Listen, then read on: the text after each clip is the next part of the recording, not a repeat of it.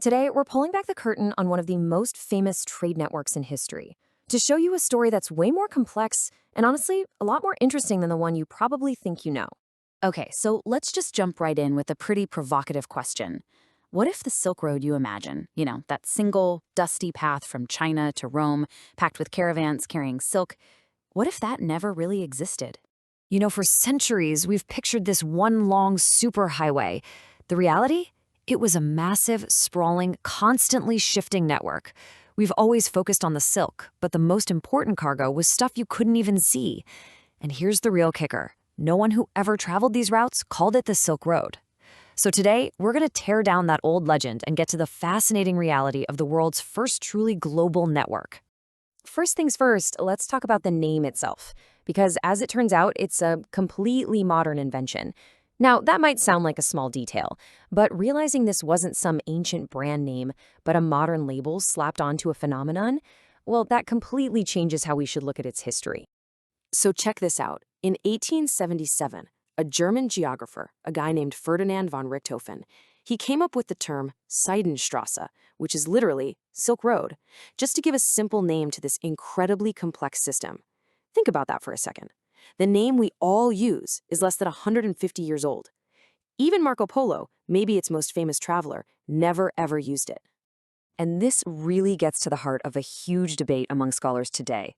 Some historians, like Warwick Ball, argue the whole idea of a single ancient road is basically a myth, something cooked up by modern academics. They'd say a truly connected and safe system didn't really exist until the Mongol Empire unified pretty much the whole continent in the 13th century. The reality was more like a giant web of land routes, sea lands, and countless middlemen. Goods got passed along in what we call a relay trade. So a merchant might haul some glass from Persia to Samarkand, sell it to a Sogdian trader who takes it to the next hub, who then sells it to a Chinese merchant. Almost nobody traveled the whole thing, which makes the fact that complex ideas and entire religions made the journey even more amazing. So if it wasn't just about silk, then what was the big deal? Well, the network's true world-changing impact wasn't in luxury goods at all. In fact, the most valuable cargo was something you couldn't even pack in a caravan. Now, don't get me wrong, the physical trade was absolutely staggering. You had China sending its famous silk, paper, and porcelain west, and in return, they desperately wanted those powerful, heavenly horses from Central Asia to help them fight their enemies. You had gold, wine, and glassware flowing east, spices from India, incense from Arabia. This whole exchange created incredible wealth and spread new technologies all over the place. But here's the thing. All that stuff, it wasn't the most important cargo. These routes carried something far more powerful than silk or gold. They carried culture itself. They were pipelines for faith, for art, for science, and, yeah, even for disease. Buddhism's journey east is the perfect example. It was one of the first massive missionary movements in world history, and the Silk Road was its superhighway. Merchants, looking for safe places to stay, supported Buddhist monasteries along the routes.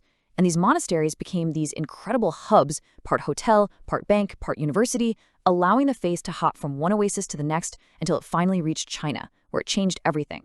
And it wasn't just Buddhism, not by a long shot. You had Nestorian Christianity, Manichaeism, and later Islam, all traveling these same paths. It really was a marketplace of ideas. And you can literally see this exchange happening in the art. All of a sudden, you see Greek styles, like the flowing robes on a statue of Apollo, being used to depict the Buddha.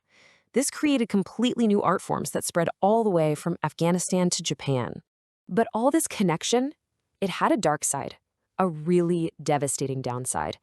Because just as easily as merchants and monks could travel the network, so could disease. It's now pretty much accepted that the Black Death, the plague that wiped out up to a third of Europe's population, journeyed west from the Asian steppes along these very same routes. Right, so a network this huge and valuable couldn't just exist in a vacuum. It needed serious political power to keep it running, to provide security, and to create demand.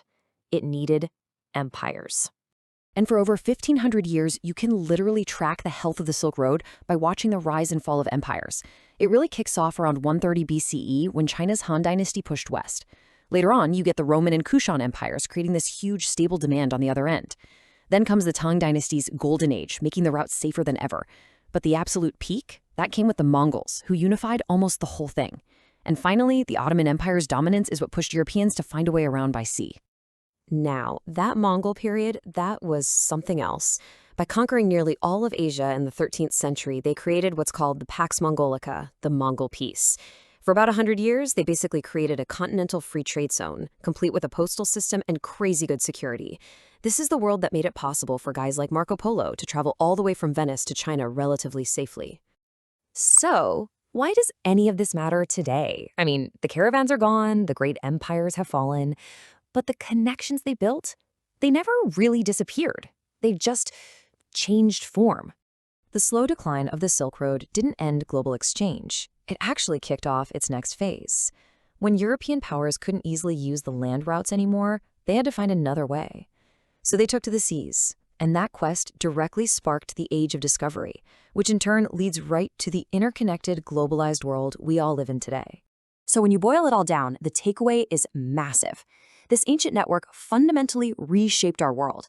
It left behind this incredible legacy of cultural mixing, it laid the very foundations for our global economy, and it continues to inspire modern geopolitics. I mean, just look at China's massive Belt and Road Initiative.